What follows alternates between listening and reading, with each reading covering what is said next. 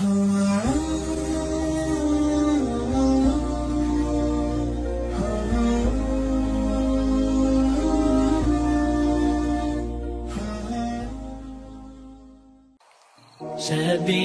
الدموع سبيل مريح، تنهدى يا صاحي كي تستريح. يا أيها الذين آمنوا اتقوا الله حق تقاته ولا تموتن إلا وأنتم مسلمون.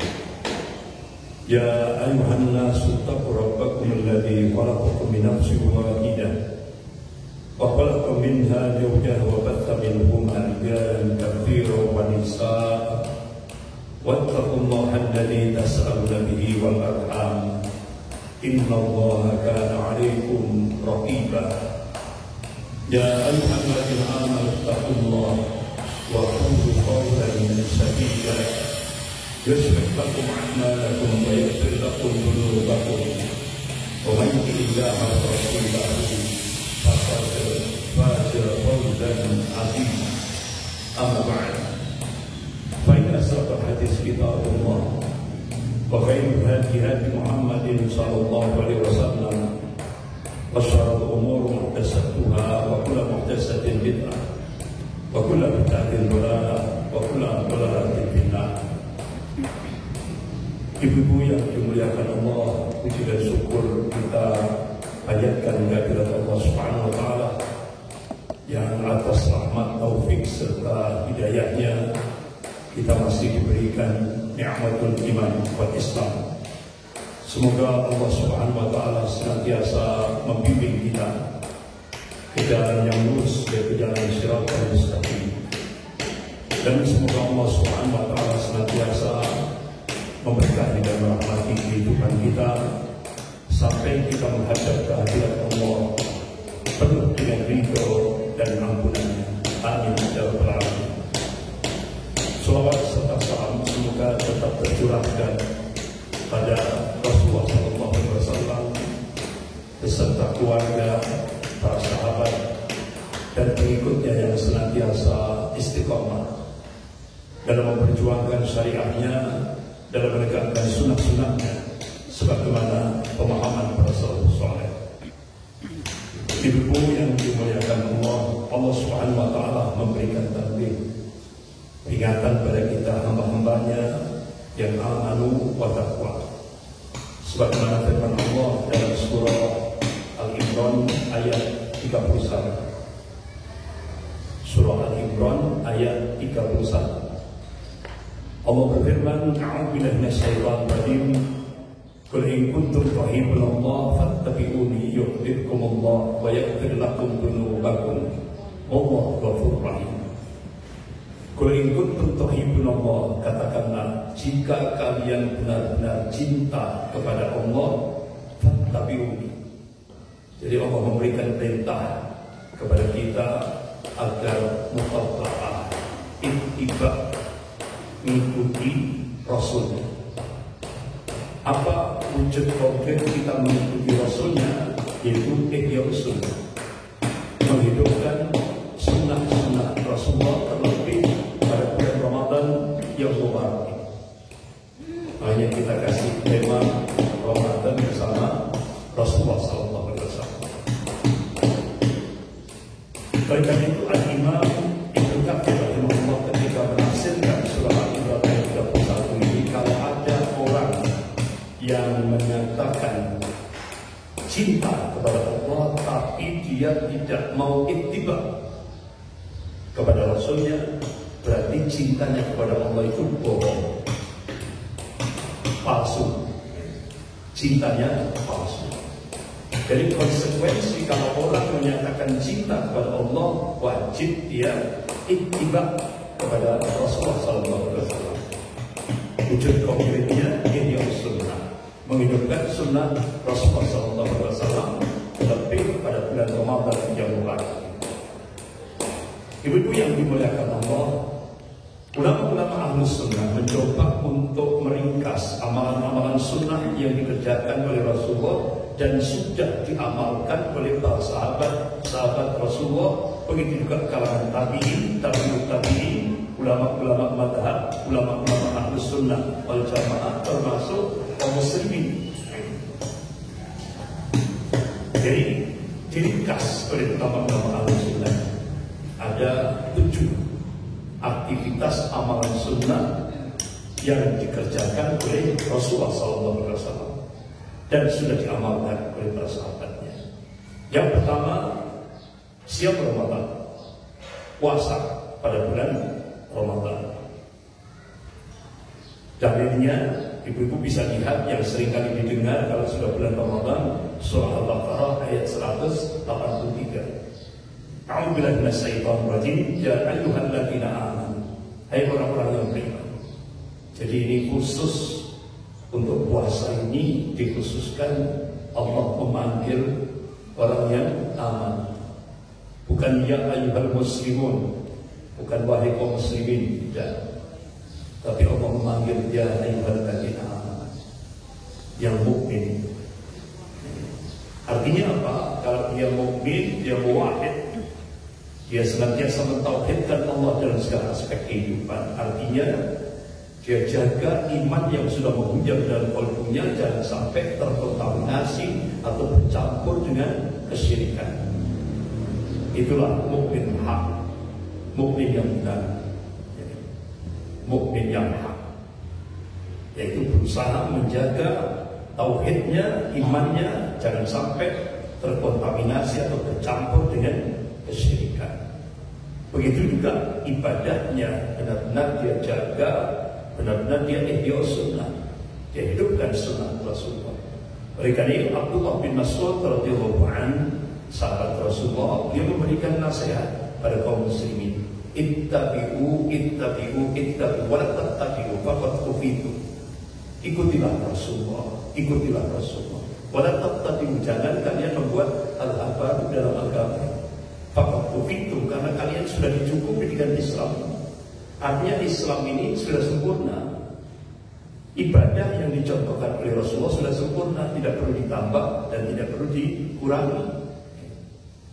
Jadi itu implikasinya, ibu-ibu, dampaknya, ya kan? Kalau kita ihya sunnah, masya Allah, tauhid was sunnah, itu Rasulullah kasih kabar, insya Allah Allah akan masukkan ke dalam surganya Allah tanpa hisab dan tanpa adab. Masya Allah, luar biasa. Tanpa hisab dan tanpa adab. Ibu tahu hisabnya antara orang kaya dan orang miskin itu jedanya 500 tahun.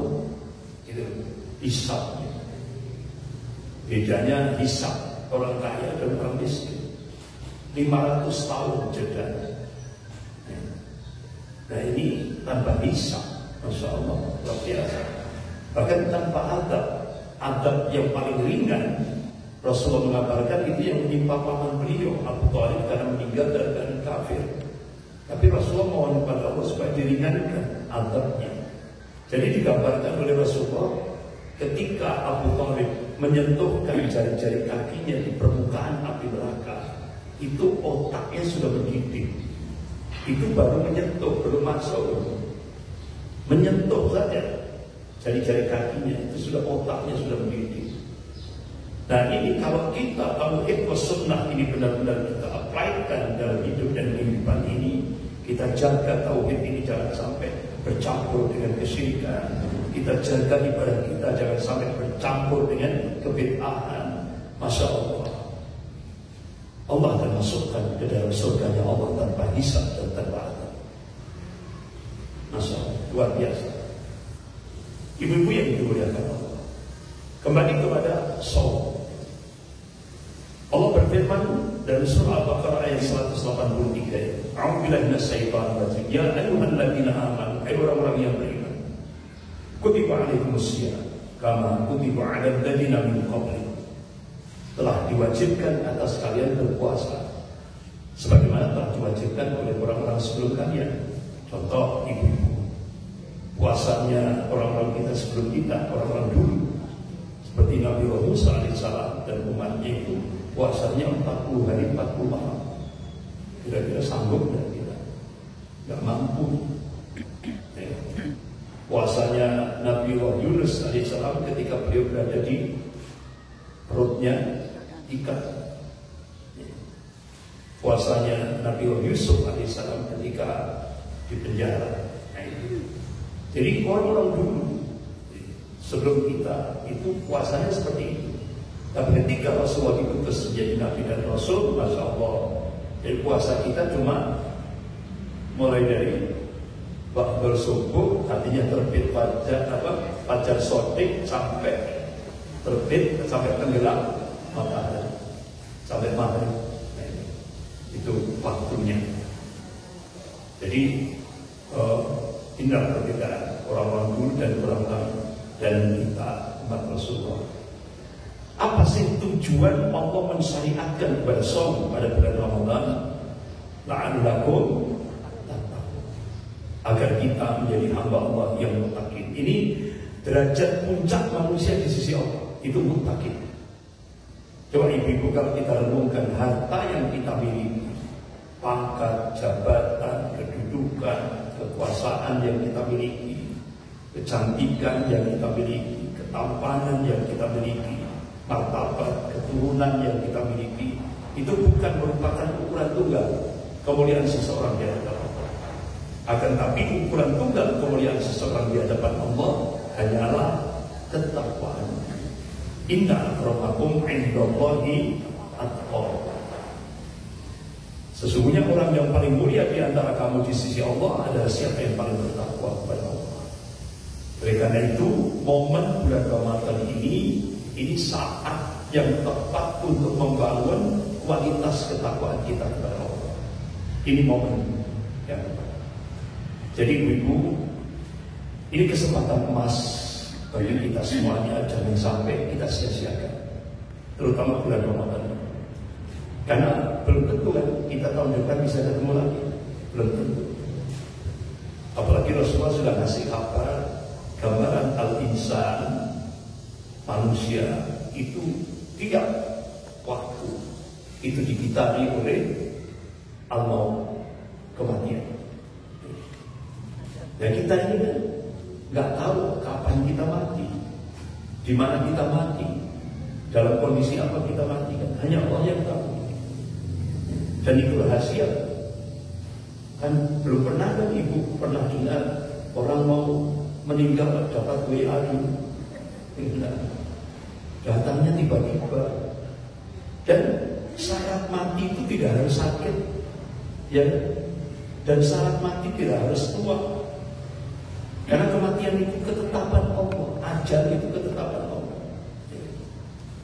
Saya pernah punya jamaah ibu-ibu itu di Jalan Bunga-Bunga. Jadi dia sudah pesen satu kapling di kuburan samaan. Sudah pesen. Nah, sudah siap. Enggak tahunya meninggalnya di mana? Di Mekah.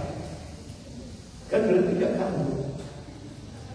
Dan kebenaran itu yang dia siapkan satu kapling di kuburan samaan. Jadi waduh, sudah yakin itu ya, sudah yakin. Oh ya, mau dikuburkan di ya. Ternyata meninggalnya ketika naik pesawat meledak.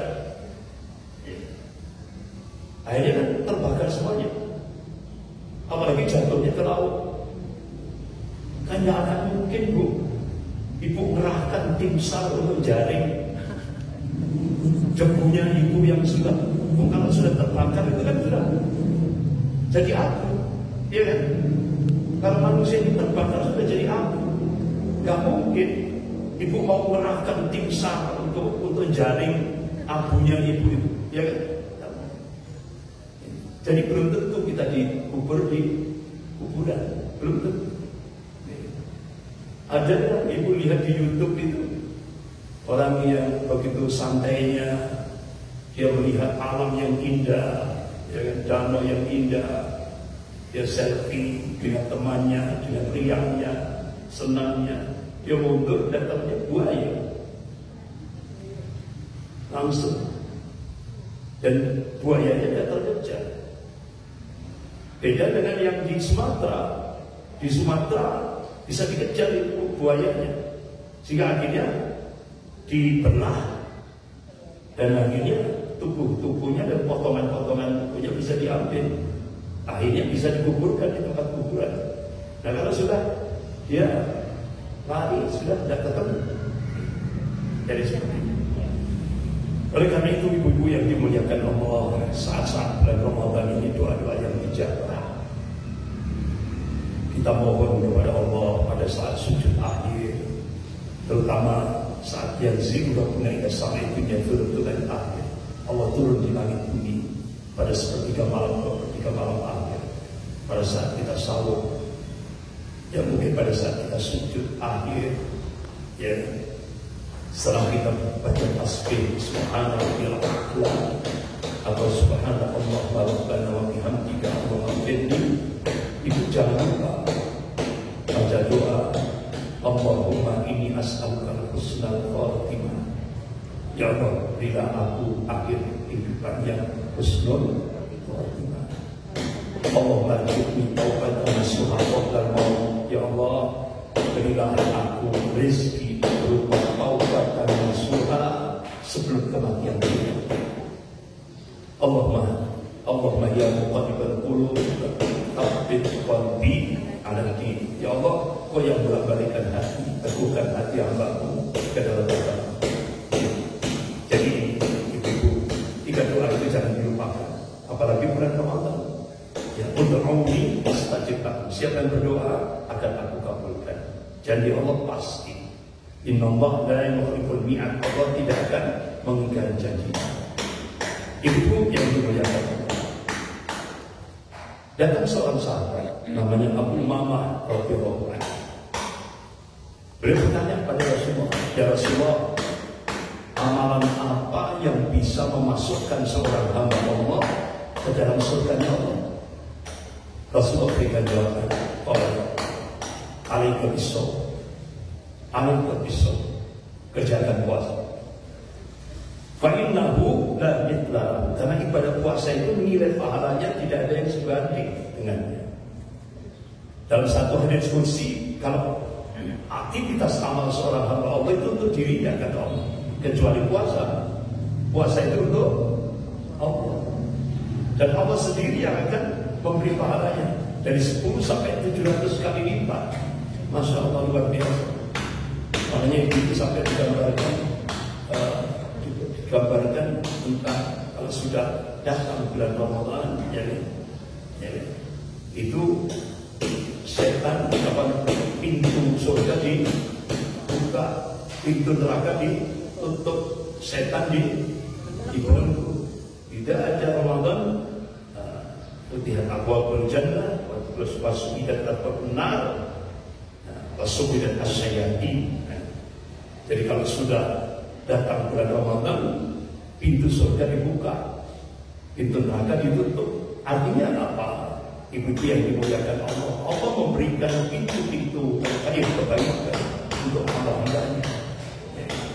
Dan kalau orang sudah melakukan shaum puasa, itu benar-benar dia ditolong oleh Allah untuk menjauhi perbuatan-perbuatan maksiat, perbuatan-perbuatan kemungkaran, kemaksiatan dan sebagainya, dijaga oleh Allah. Ya. Tapi kenapa orang kalau di bulan Ramadan kemaksiatan, ketidakadilan, keseorang-orangan, kezaliman kok masih ada? Iya, itu mungkin dia orang yang tidak berpuasa. Selain itu Rasulullah sudah kasih tahu banyak orang dari umat Rasulullah ini yang puasa tapi sia-sia, tidak dapat apa-apa kecuali al-ju' wal khauf, al-ju' wal atas. Jadi kecuali lapar dan dahaga, tidak dapat apa-apa. Berarti kan banyak ya, kebanyakan. Berarti yang benar-benar puasa itu berarti berarti sedikit. Mudah-mudahan kita termasuk yang sedikit. Jadi kebanyakan kata Rasulullah, orang yang berpuasa tidak dapat apa-apa kecuali al-ju' wal atas, kecuali lapar dan dahaga. Kenapa bisa terjadi seperti itu? Berarti niatnya yang salah, nawaitunya yang salah. Makanya kenapa Rasulullah mengingatkan, kalau Rasulullah SAW, innamal a'malu binniyat wa innamal likulli amrin ma nawa. Setiap aktivitas amal tergantung niatnya, dan segala sesuatu tergantung apa yang diniatkan. Jadi kalau kita ini puasa benar-benar lillah karena Allah, sebagaimana Rasulullah bersabda, qala Rasulullah SAW, man shoma Ramadan imanan wa ihtisaban ghufira lahu ma taqaddama min dzambih. Ini hadis sahih riwayat Bukhari wa Muslim. Barang siapa berpuasa dengan iman wal ihtisab, semata-mata mengharap pahala dari sisi Allah, ghufira lahu ma taqaddama min dzambih. Niscaya Allah akan menghapuskan dosa-dosanya yang telah lalu. Jadi benar-benar niatnya itu lillah untuk Allah, tidak ada interest yang lain, tidak ada kepentingan yang lain. Benar-benar murni pure untuk Allah. Sebagaimana Allah ingatkan dalam surah Al-Baqarah ayat 5. A'udzubillahi minasyaitonir rajim. Wa ma umiru illa liya'budullaha mukhlishina lahu din-an. Padahal mereka tidak disuruh kecuali beribadah kepada Allah dengan memurnikan ketaatan hanya kepada Allah dalam menjalankan agama ini dengan lurus. Sebagaimana Allah tegaskan lagi dalam surah Al-An'am, surah yang ke-6 ayat 162. A'udzubillahi minasyaitonir rajim. Qul, katakanlah, inna sholati wa nusuki wa mahyaya wa mamati lillahi rabbil alamin. Jadi sesungguhnya sholatku, ibadahku, hidup dan matiku hanya untuk Allah Rabbul Alamin. Ini Bu, kita diarahkan oleh Allah untuk semua aktivitas ibadah. Sholat kita, ibadah kita, hidup dan mati kita hanya untuk Allah. Oleh karena itu ulama-ulama Ahlus Sunnah sepakat, apapun jenis amal ibadahnya, kalau tidak diniatkan untuk Allah, tidak sah ibadah. Ini menjadi sesuatu yang sangat penting yang kita perhatikan. Qala Rasulullah SAW, fitnatul rajul fi ahlihi wa malihi wa jarihi tukaffiruha asyam wassalah wassadaqah.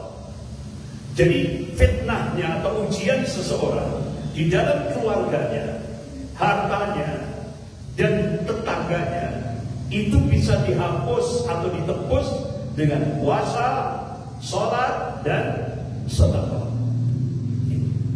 Maka masya Allah ibu-ibu, nanti di yaumil akhir di surganya Allah siapkan pintu khusus untuk hamba-hambanya yang shahid, hamba-hambanya yang puasa, yaitu yang sering disebut tabur royan, pintu ar-royan. Itu disiapkan oleh Allah untuk hamba-hamba Allah yang shahid. Makanya ibu-ibu, puasa khusus bil khusus. Jadi ada puasa umum. Kalau puasa umum itu kan kata Al-Ghazali, ya cukup menahan lapar dan dahaga. Ada puasa yang khusus, khusus bil khusus gitu kan. Artinya apa? Semuanya puasa. Apa yang dilihat, apa yang didengar, ya, aktivitas tangan, apa jalannya dan sebagainya, semuanya apa yang dipikirkan, semuanya benar-benar dalam keadaan shahid. Makanya ketika ibu berinteraksi dengan masyarakat, ketika ibu digoda sampai ibu muncul emosi, ya kan? Kadang-kadang kan digoda, ya kan? Pas puasa gitu kan, kadang-kadang diuji juga gitu. Goda mungkin dengan tetangga, teman dan sebagainya sampai muncul emosi. Rasulullah kasih arahan, katakan ana shahid, saya sedang puasa. Jangan sampai diperturutkan Bu. Ibu digoda, muncul emosi, wah ini ibu tambah 5. Jadi puasanya nilai pahalanya berkurang, ya kan? Jadi makanya kalau ibu digoda atau diledek dan sebagainya, ini muncul emosi, ya sudah, astagfirullah, ana shahid, saya sedang puasa. Jadi ini puasa khusus bil khusus, yaitu tidak hanya menahan lapar dan dahaga, tapi juga semua ikut berpuasa, menampakkan seorang yang shahid. Kemudian yang kedua, ibu-ibu, amalan sunnah yang kedua yang dicontohkan oleh Rasulullah SAW, yaitu dia mulai sholat malam.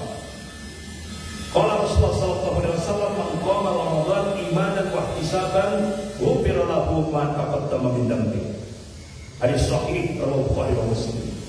Barang siapa yang menegakkan ibadah qiyamul lail, salat malam, atau yang sering disebut dengan salat tarawih, imanan wa ihtisaban, dengan iman wal ihtisab, semata-mata mengharap pahala dari sisi Allah, ghufira lahu ma taqaddama min dhanbi. Niscaya Allah akan mengampuni dosa-dosa yang telah lalu. Tapi yang paling penting ketika kita sholat tarawih itu syarat rukunnya harus ditunaikan. Apa? Khusyuk dan tumaninah. Ini Bu. Nah, Ibu lihat di stasiun televisi itu ada sholat 23 rakaat cuma 7 menit. Ibu bayangkan gitu kan?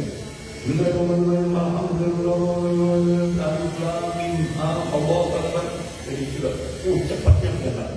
7 menit, 23 rakaat, 7 menit. Jadi itu bukan sholat, itu olahraga. Ya kan? Nah, kira-kira makmumnya itu sah tidak sholatnya? Sholatnya sah. Yang nanggung dosa? Imamnya. Itu yang nanggung dosa itu imamnya. Karena dia tidak melaksanakan syarat rukunnya. Jadi ibu-ibu, kalau mengikuti Rasulullah SAW 11 rakaat, kalau mengikuti sahabat itu 23 rakaat. Mana yang benar? Benar semuanya. Karena ada dalilnya. Yang salah, yang tidak sholat. Itu yang salah. Jadi yang benar semuanya.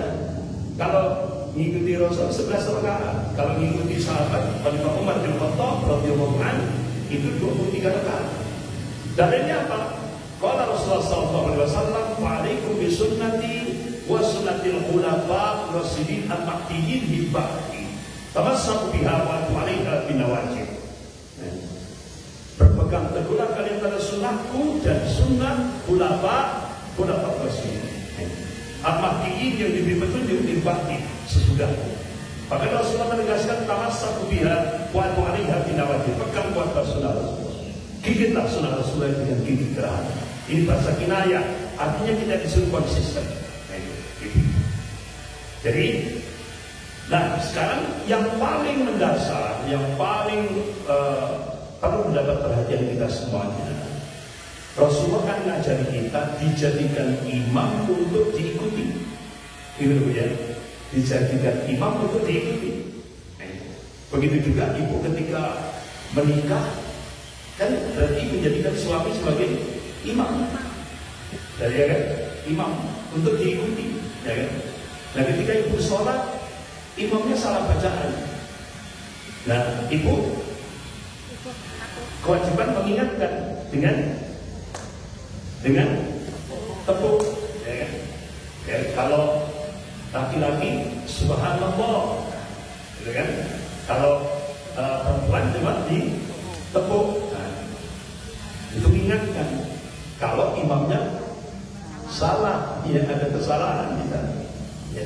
Jadi wajib mengingatkan. Begitu juga dalam kehidupan berumah tangga. Jadi ketika suaminya ngerewak, istrinya jangan diam saja. Istrinya harus tetap menegakkan amar ma'ruf nahi munkar. Jangan sampai diam saja. Jadi kalau ibu cinta pada suaminya dunia akhirat, ya otomatis tegakkan amar ma'ruf nahi munkar. Ya, jangan sampai seperti yang istri yang disono. Ya. Jadi dia cinta suaminya ternyata cuma dunianya saja, akhiratnya tidak cinta. Sehingga akhirnya suaminya berbuat maksiat, diam saja, masa bodoh, cuek. Nah ini berarti dia cinta pada suaminya cuma dunianya saja, akhiratnya tidak cinta. Makanya ibu-ibu yang dimuliakan Allah, ini tegakkan amar ma'ruf nahi munkar. Nah ibu-ibu, ini kesalahan yang sering kali muncul di sebagian di masyarakat Islam di malam raya ini masih banyak, yaitu saat imam sholat witir, makmumnya pulang. Ini kesalahan yang fatal. Jangan diulang-ulang. Ini salahnya fatal. Kan dia punya alasan. Ustaz, saya minta di rumah lebih asik dan lebih nikmat. Ya kan? Alasannya itu. Itu alasan yang salah. Itu alasan yang salah.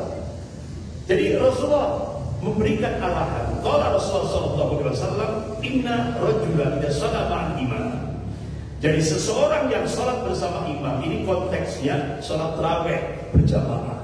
Hatta yang sholifah, sampai selesai, berarti sampai sholat witir. Kutiba lahu qiyamu lailatin, niscaya Allah akan mencatat baginya seperti orang yang sholat malam semalam suntuk. Masya Allah, itu nilai pahalanya. Kebanyakan sebagian masyarakat kita tidak mau pahala itu. Dia lebih asik dengan kesendirian di rumahnya, sholat witir di rumahnya. Ini salah. Emang kita, ya kan, rugi kita. Pemilih pahalanya seperti orang yang sholat malam semalam suntuk, ikuti imam sampai selesai. Berarti sampai sholat witir. Jadi masih banyak masjid-masjid di Malang Raya seperti itu. Begitu imamnya sholat witir, makmumnya buyar tinggal sekian sholat. Jadi ini kesalahan paham. Jangan diulang-ulang. Perkara ibu malam hari bangun lagi, mau silakan qiyamul lail, perbanyak qiyamul lail, mau silakan. Tapi jangan witir lagi. Karena witir itu cuma sekali dalam semalam. Nah kalau witirnya sudah dikerjakan di masjid, di rumah kalau usah witir lagi. Cuma itu saja. Bahkan mungkin ada yang bertanya-tanya, Ustaz, bagaimana kalau 10 hari terakhir?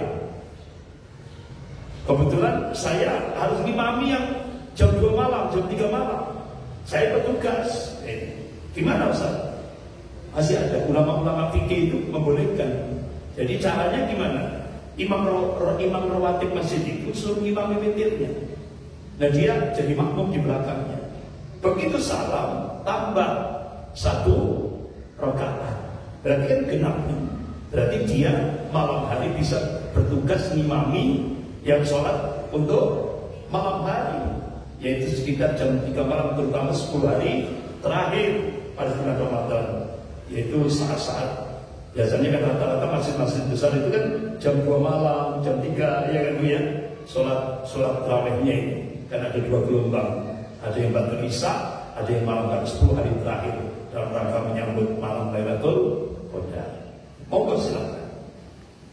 Kemudian yang ketiga, ibu-ibu yang dimuliakan Allah, yang ketiga ibadah amalan sunnah yang dicontohkan oleh Rasulullah, yaitu Iqra'ul Quran, baca Al-Quran.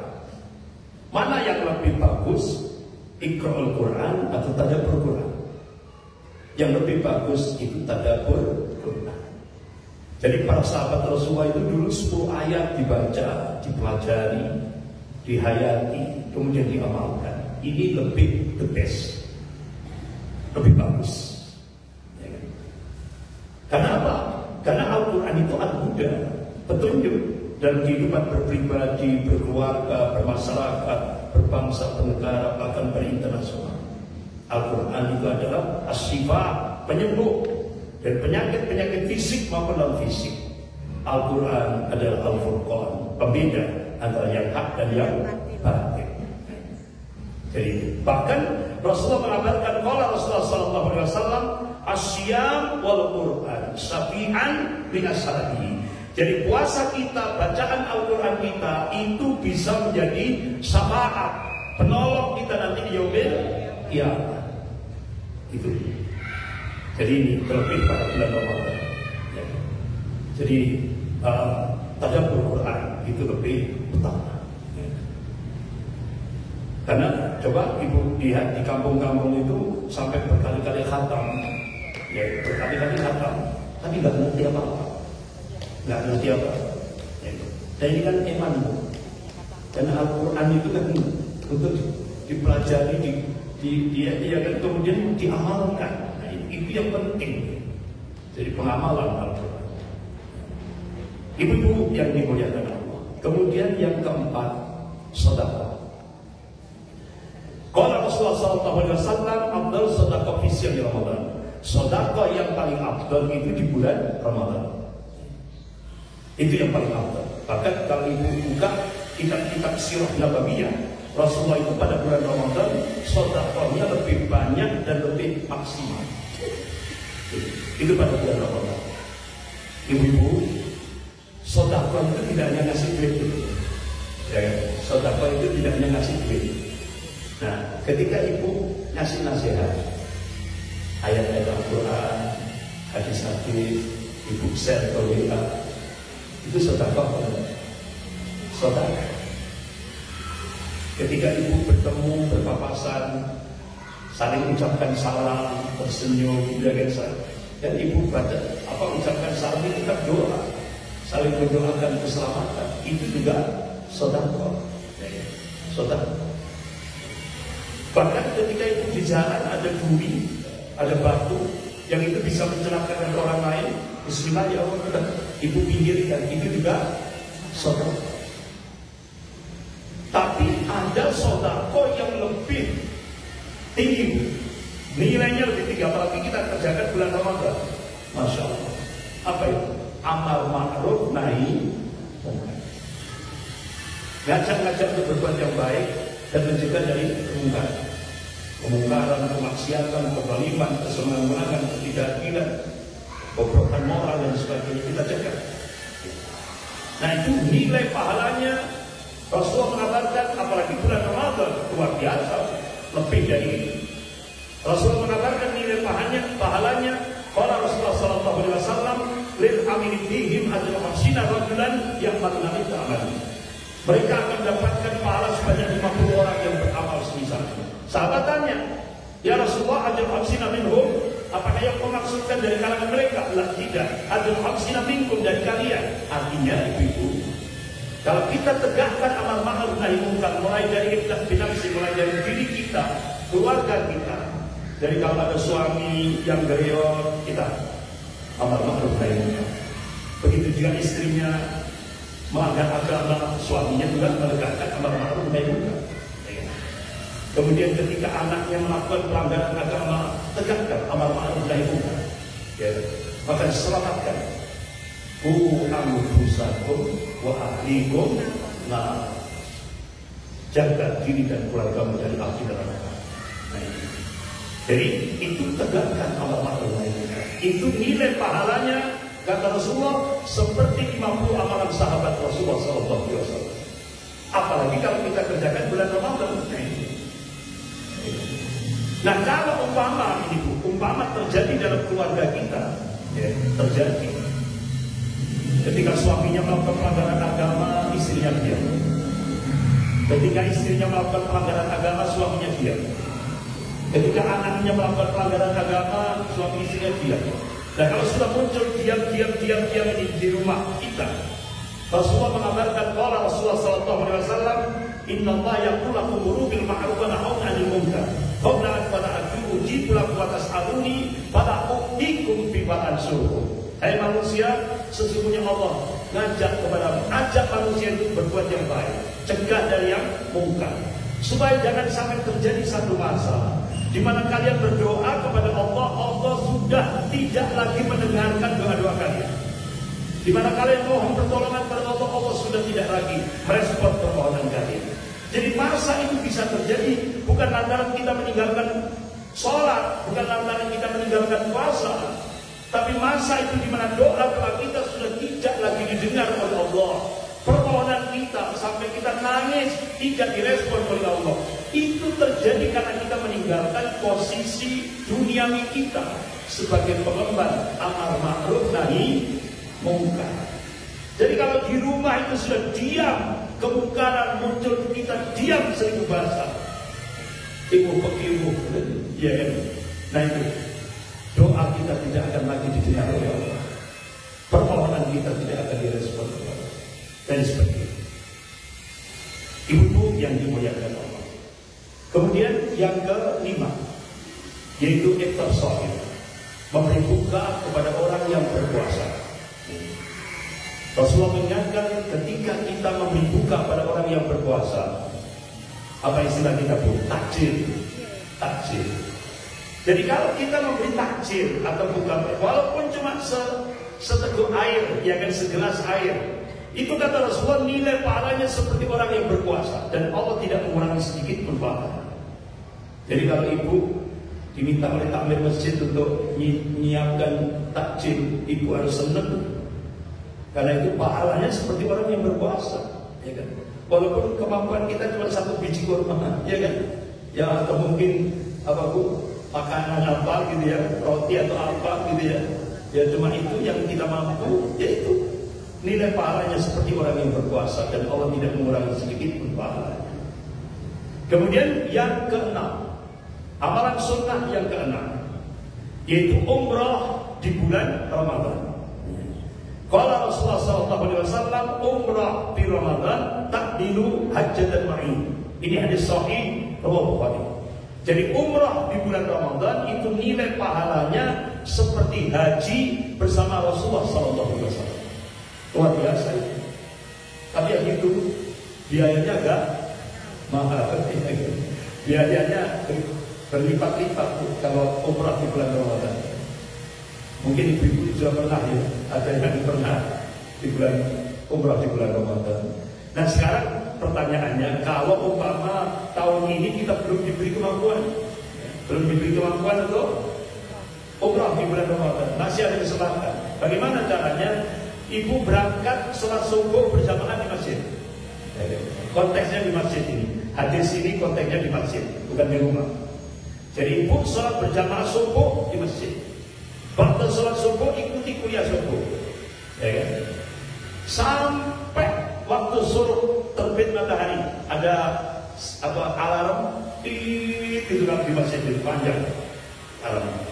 Tambah 5 menit, jangan dipaskan. Tambah 5 menit atau 10 menit. Ibu sholat sunnah 2 rakaat. Namanya sholat sunnah Isra. Di waktu suruh, ya kan? Setelah terbit matahari. Itu kata Rasulullah nilai pahalanya seperti haji dan umroh. Masya Allah. Rasulullah sampai mengulang-ulang 3 kali. Tammatin, sempurna. Ini. Jadi saatnya tadi sholat subuh berjamaah di masjid sampai waktu subuh. Jadi itu yang pertama. Kemudian yang terakhir, yang ketujuh, amalan sunnah yang dicontohkan oleh Rasulullah yang ketujuh terakhir. Qala Rasulullah SAW yang tabibul usra fi akhir syahri Ramadan. Jadi biasanya Rasulullah 10 hari terakhir pada bulan Ramadan melaksanakan ibadah sunnah iktikaf, berdiam diri di masjid dalam rangka taqarrub ila Allah, mendekatkan diri kepada Allah Subhanahu wa taala dengan ibadah bila fardu dan ibadah sunnah. Bagaimana istri-istri Rasulullah? Istri-istri Rasulullah juga iktikaf. Dan ini dicontohkan. Bahkan ibu-ibu Aisyah radhiyallahu anha, istri Rasulullah, tanya, "Ya Rasulullah, Pak, selama 10 hari terakhir ketika kami melaksanakan ibadah sunnah iktikaf, doa apa yang aku baca?" Rasulullah memberikan contoh. Allahumma innaka afuwun tuhibbul afwa fa'fu anni. Allahumma innaka afuwun tuhibbul afwa fa'fu anni. Ya Allah, Engkau Maha Pemaaf, Engkau suka memaafkan, maafkanlah hamba. Ini doa-doa yang harus terus kita panjatkan pada Allah selama 10 hari terakhir pada bulan Ramadan. Nah, bagaimana kalau 10 hari terakhir datang haid, menstruasi? Ya, ibu di rumah saja banyak baca doa. Allahumma innaka afuwun tuhibbul afwa fa'fu anni. Jadi itu sudah qadar Allah, sudah, iya kan, nggak perlu diganggu gugat. Ya sudah, ibadah di rumah. Jadi seperti ini. Nah, bagaimana Rasulullah dari ketentuan ulama-ulama fikih, tempat yang dibolehkan untuk ibadah sunnah iktikaf yang paling afdal itu di Masjidil Haram. Di bawahnya Masjid Nabawi. Setelah itu Masjidil Aqsa. Dan di Indonesia itu masjid yang digunakan untuk sholat fardu dan sholat Jumat. Itu yang lebih utama. Gunakan untuk iktikaf, ya kan? Gunakan untuk iktikaf. Seperti di masjid-masjid besar di Malang ini, ya kan? Anur, kemudian mana itu Khadijah, yang banyak di dunia. Itu kan yang melaksanakan ibadah sunnah iktikaf. Jadi tempat tidurnya sudah disiapkan, ya kan? Semuanya sudah diatur sama panitia. Buka puasanya, sahurnya sudah disiapkan panitia. Makanya kalau sudah mau masuk 10 hari iktikaf, itu biasanya panitia-panitia di beberapa masjid itu sudah bikin pengumuman untuk mendaftarkan diri kalau ikut iktikaf. Jadi seperti itu. Apalagi yang sudah tidak punya suami, ya kan? Nah ini benar-benar dimanfaatkan untuk iktikaf.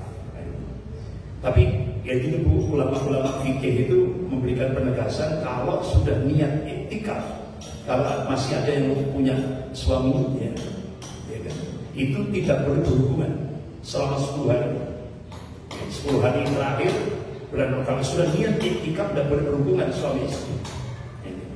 Dan pernah ketika Rasulullah pada 10 hari terakhir, Rasulullah menjulurkan kepalanya di jendela masjid dan kemudian disisir oleh istrinya Aisyah radhiyallahu anha. Cuma sebatas itu saja, ya kan?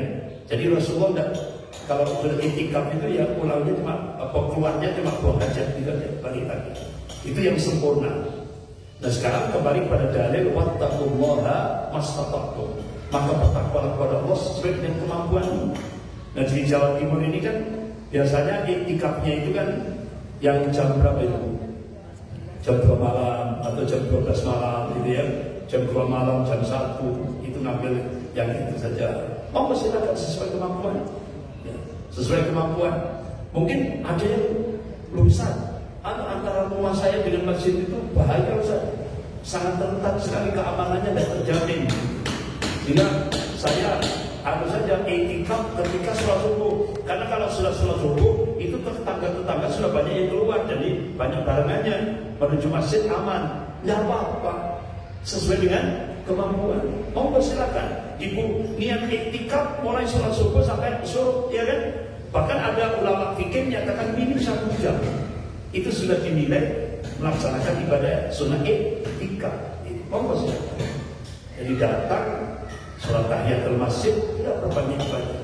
Zikrullah, doa, istighfar, baca sholawat kepada Nabi, ya kan? Nah, banyak aktivitas-aktivitas. Ya, saya kira itu ibu-ibu. Karena apa? Terutama malam-malam hari yang malam-malam ganjil itu kan untuk menyongsong yaitu malam Lailatul Qadar yang nilai pahalanya lebih baik dari 1000 bulan. 1000 bulan itu kan sama dengan 84 tahun. Jadi kalau kita menemukan malam Lailatul Qadar itu sama saja kita sudah melakukan lompatan amal, akselerasi amal soleh. Karena rata-rata umur umat Rasulullah itu banyak sintin bersamain antara 60 sampai 70. Nah ini nilai pahalanya malam Lailatul Qadar itu 84 tahun, masya Allah. Makanya kenapa kita disuruh malam-malam ganjil itu untuk banyak takarub Allah, mendekatkan diri kepada Allah. Saya kira itu, ibu-ibu mungkin ada hal yang bisa kita diskusikan, ada hal yang ditanyakan, monggo silakan. Apa saja? Ya, monggo silakan. Belakang, paling belakang. Ini pakai mic, ya.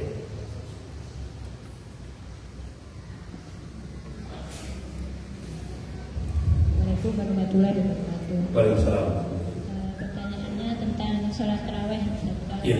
Sholat taraweh ada yang posisinya 4-4-3, ada yang 2-2-2. Itu dari sisi keafdalannya itu bagaimana? Ya. Terus yang pertanyaan kedua, kalau kita sudah sholat taraweh setelah isya itu nanti kalau malam apa juga masih menambah sholatnya? Ya. Ibu-ibu yang dimuliakan Allah, bagaimana tentang rakaatnya? Gitu ya. Ada yang 4 rakaat, 3 rakaat. Ada yang 2 rakaat, 2 rakaat, 2 rakaat, 3 rakaat. Pikir, dan semuanya ada dalilnya. Semuanya benar. Yang salah, yang tidak salah. Semuanya benar. Jadi ada yang 4 rakaat, 1 salah, 4 rakaat, 1 salah. Kemudian pikir, boleh. Oh, silakan. Ada dalilnya. Ya. Tapi kebiasaan Rasulullah itu memang 2 rakaat salam, 2 rakaat, 2 rakaat, 2 rakaat, kemudian 3 pikir. Nah, monggo silakan. Tidak apa-apa, semua ada dalilnya. Boleh. Yang salah, yang tidak salah. Jadi seperti ini. Kemudian yang kedua, ibu pertanyaan yang kedua tadi, apa tadi Bu? Ya, kalau kita sudah sholat witir sampai sholat tarawih sampai sholat witir di masjid. Nah kalau kita bangun malam hari, apa boleh sholat lain? Monggo silakan. Ibu sholat, tapi jangan witir lagi. Witirnya cuma yang tadi di masjid tadi cukup, nggak usah witir lagi. Ibu sholat lain, monggo silakan. Terus ibu, istilahnya nggak usah sholat lain, gitu ya, nggak usah sholat lain. Ibu perbanyak, mungkin tadabbur Quran dan sebagainya, monggo silakan. Ya, jadi dikasih kemudahan. Ya, ibu nambah sholat, ya monggo. Karena mungkin dianggapkan ini sepertiga malam, 2/3 malam, waktu sahur itu kan waktu yang dijabah. Ya, monggo silakan. Yang lain?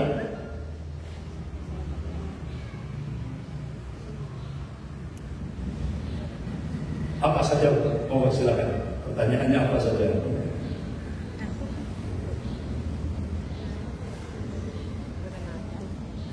Ya, monggo mic-nya di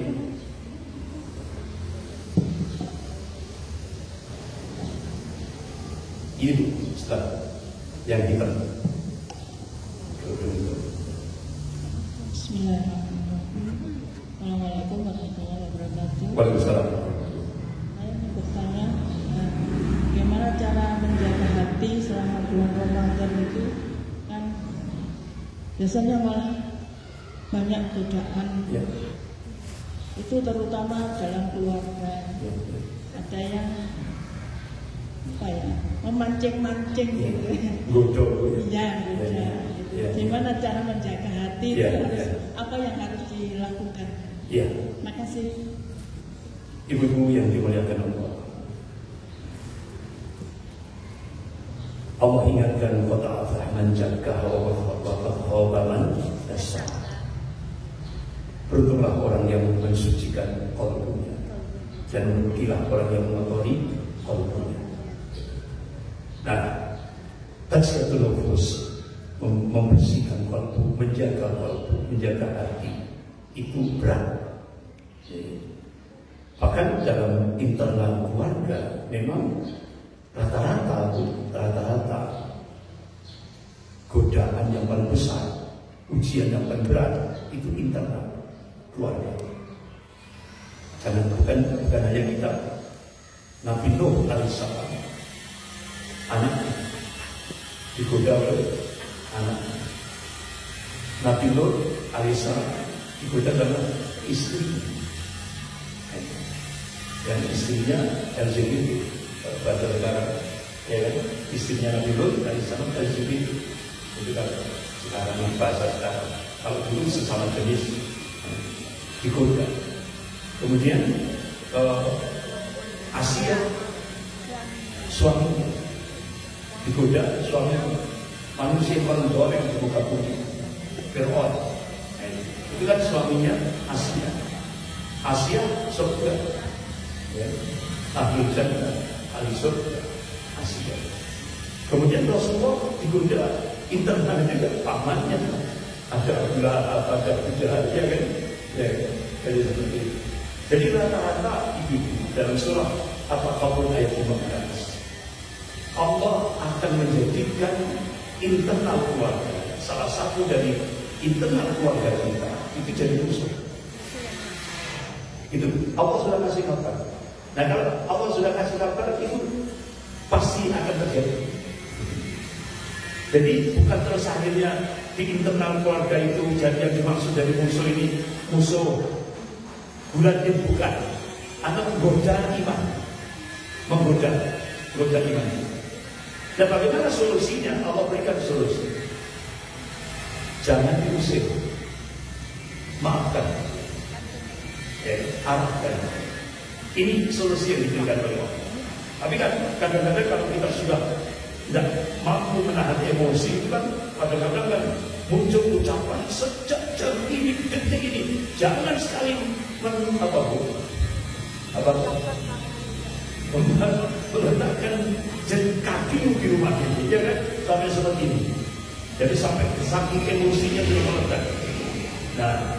Nah kalau bulan puasa kita di Rasulullah ngasih arahan. Kalau kita digoda sampai muncul emosi, sampaikan anak sholat, saya sedang berpuasa.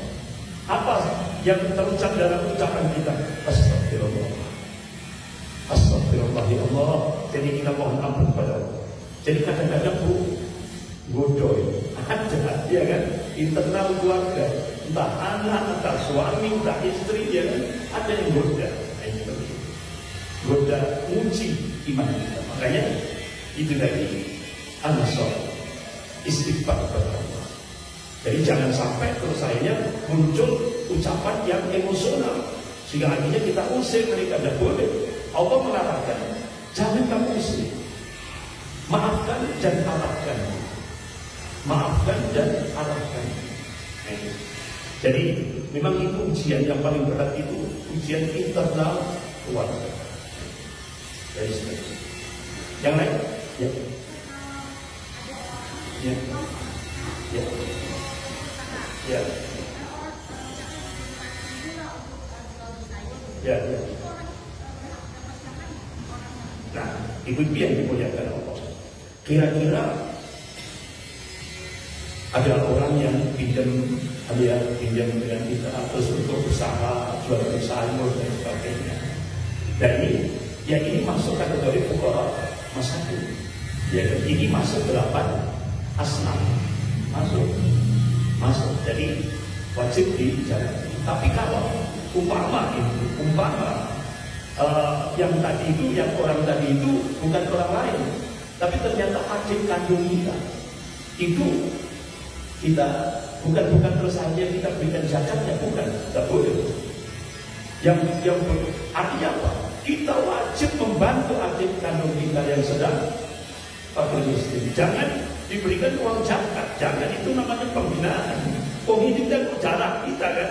Yang namanya adik kandung itu kan, ya kan, adik kandung atau kakak kandung yang lagi fuqara masakin, itu jangan diberi zakat. Itu namanya ya apa namanya Bu? Yang pembinaan terhadap jarak kita sendiri kan. Itu kan keluarga kandung kita. Jadi itu benar-benar wajib bantu. Makanya kenapa bantuan kita disuruh memperhatikan, yaitu dalil qurba, kerabat yang terdekat. Dalil qurba, kerabat yang terdekat. Wal yatama, anak-anak yatim. Wal masakin, orang-orang miskin. Wabna sabil, ibnu sabil yang gak bisa bekal di tengah perjalanan. Wasailin, orang yang meminta-minta. Wafirqa, hamba sahaya di sini kan bisa pembantu rumah tangga dan sebagainya. Jadi seperti itu. Jadi ibu-ibu ya artinya kalau itu internal, adik kandung atau kakak kandung kita, jangan dikasih zakat lah, tapi dikasih kekayaan kita, ya kan, harta kita sendiri, ya kan, harta kita sendiri. Jangan zakatnya itu untuk 8 asnaf. Ini Ustaz ada lagi. Ya, monggo silakan. Pak Ustaz, maksudnya gini, kita minjem ini bukan orang lain juga. Ya. Untuk modal besar ini misalnya 1 M gitu. Ya. Jadi uang 1 M itu kita menjakati uang itu atau enggak gitu maksudnya? Ibu yang dimuliakan Allah, ini besar ibu, ya kan? Ini berarti kan pengusaha ini, ya kan? Nah, kira-kira dia dapat wajib dijakati dan enggak, ya kan? Zakat itu diserahkan pada yang benar-benar fuqara masakin. Bagi fakir miskin, dia tidak, istilahnya sudah fakir miskin betul dan miskin betul gitu. Iya, jadi ketika ibu meminjamkan uang untuk usaha, terus kemudian ada hasil, ya kan? Ada hasil. Nah, kalau itu sesuai dengan nisab, ya kan? Harta kita yang kita gunakan untuk usaha tadi itu masuk nisab, ya kan, termasuk harta yang milik kita semuanya, itu nisab itu kan sekarang 85 gram emas. Itu. Jadi umpama ibu tadi 1 M, punya 1 M, dan ibu kan masih punya harta-harta yang lain kan, ya kan, masih punya harta-harta yang lain. Jadi kalau hartanya ibu itu sesuai dengan nisab, artinya 85 gram emas tadi, itu wajib mengeluarkan zakat. Yang dipinjamkan itu kan ada hasil, ya kan, ada hasil kan. Nah, itu termasuk juga wajib dijakati. Iya, wajib dijakati. Kalau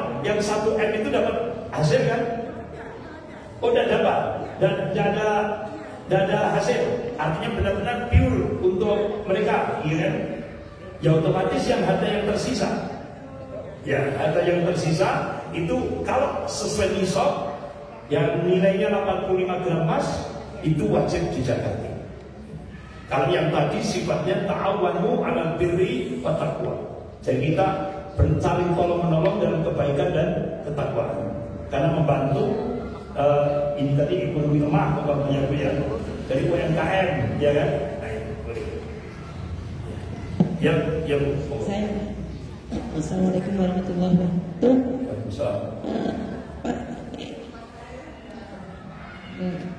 Di tempat tadi ya yang menerima titipan zakat mal bisa memberikan dibuatkan sembako untuk orang-orang yang sekitar itu yang tidak mampu, memang fakir miskin.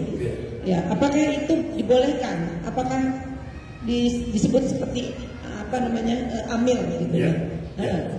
Jadi begini ibu-ibu, kalau zakat mal kita wujudkan berupa sembako, ya Bu ya. Zakat mal kita panitianya membuat sembako. Jadi kita zakat mal kita serahkan pada panitia. Dan panitia dijadikan sembako, ya kan?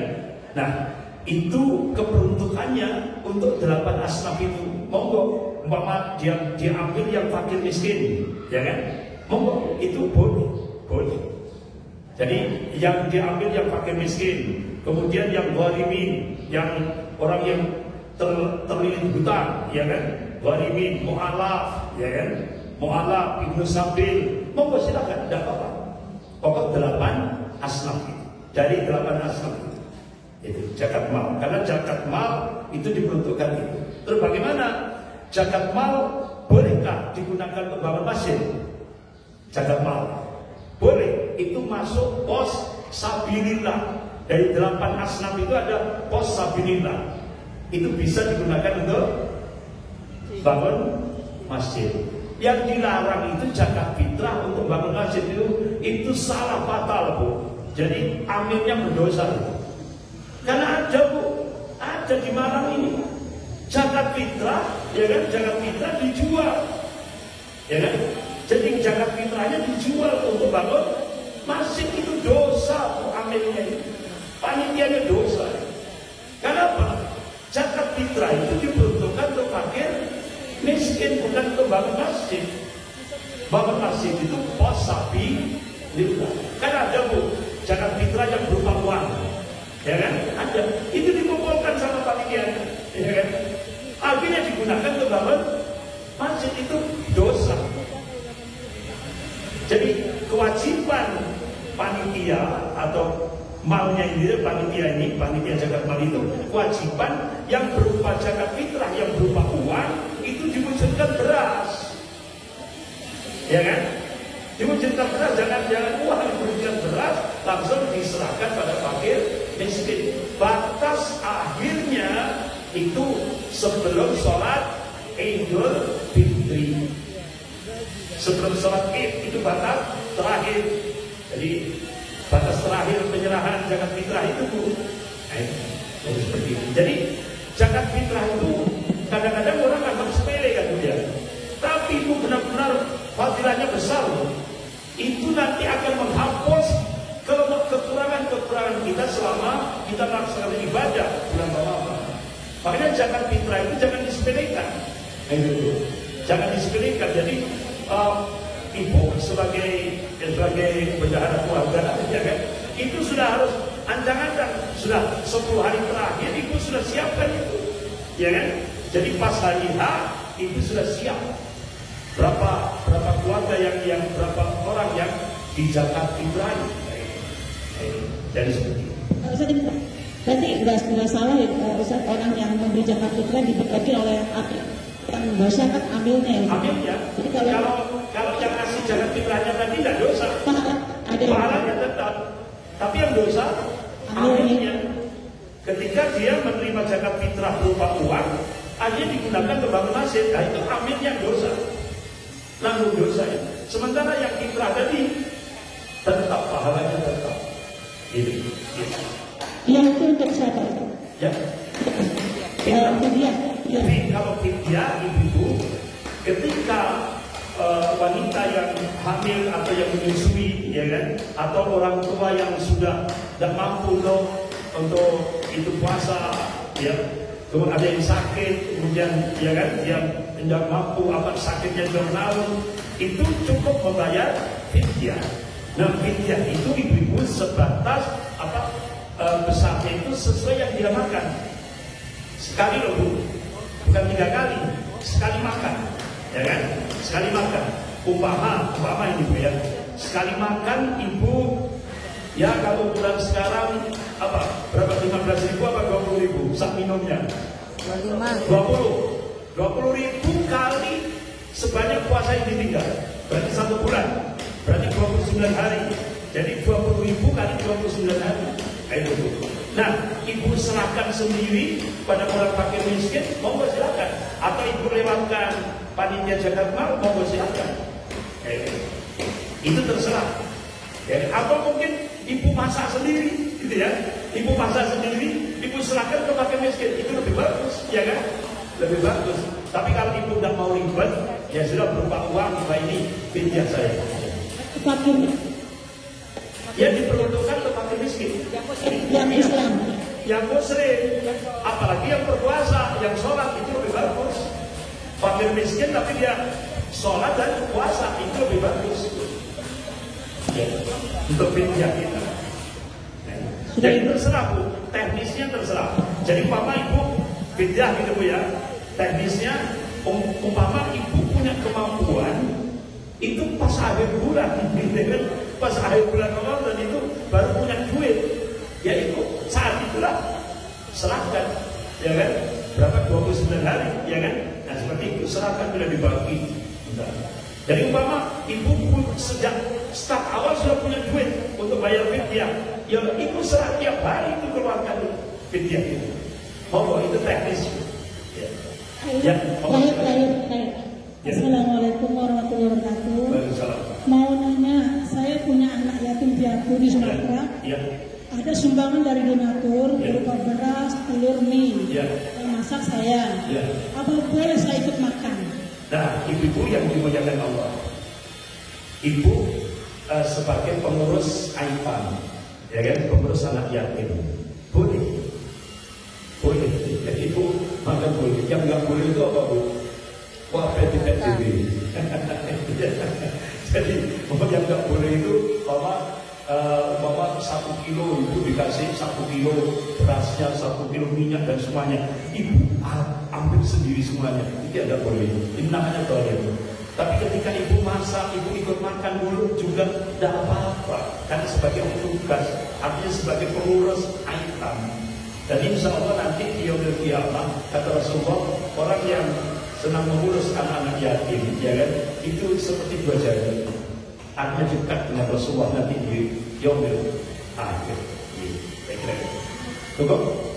Tapi kurangnya, ada yang tanya lagi Bu? Boleh Bu? Ayo, silakan. Ayo yang belakang sendiri.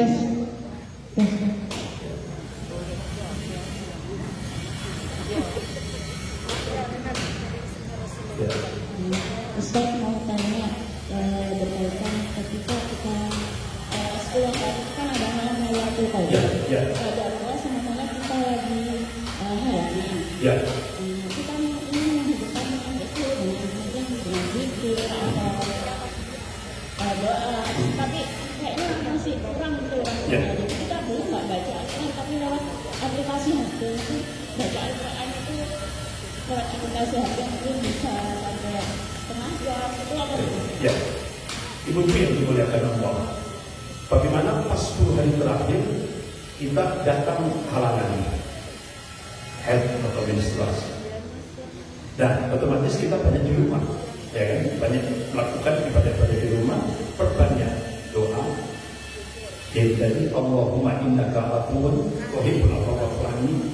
Kemudian banyak istighfar, banyak zikrullah, zikir pagi, sore, ya kan? Kemudian bagaimana kalau kita baca Quran yang tidak boleh itu mushaf, Mushaf itu yang Al-Quran yang tidak ada terjemahannya. Jadi Al-Quran yang full. Jadi Al-Quran tidak ada terjemahan. Itu yang tidak boleh. Karena adab dari ketika dengan Al-Quran itu kita harus suci. Dan sekarang bagaimana dengan aplikasi HP, ya kan? Nah ini banyak kalangan ulama-ulama kan berbeda pendapat, ya kan? Boleh, ya kan? Kan apalagi yang terjemahan, ya kan? Ibu mungkin supaya lebih banyak ilmu, ya kan? Banyak ilmu maka silakan. Bahkan terutama di lembaga-lembaga pendidikan Islam, madrasah, pesantren itu walaupun dalam kondisi tapi bukan mushafnya, tapi yang terjemahan atau pakai Android, ya kan? Pakai maka silakan. Tidak apa-apa. Karena bukan mushaf, ya kan? Yang tidak boleh itu mushaf, karena kita itu suci, gitu. Mushaf Al-Quran yang Al-Quran saja itu isinya, tidak ada terjemahannya. Saya kira gitu. Mari kita akhiri dengan doa kafarat majelis. Subhanallahumma wa bihamdika, asyhadu an la ilaha illa anta, astaghfiruka wa atubu ilaik. Wabillahi taufiq wal hidayah. Wassalamualaikum warahmatullahi wabarakatuh. الله ربي والإسلام ديني ومحمدا رسول الله.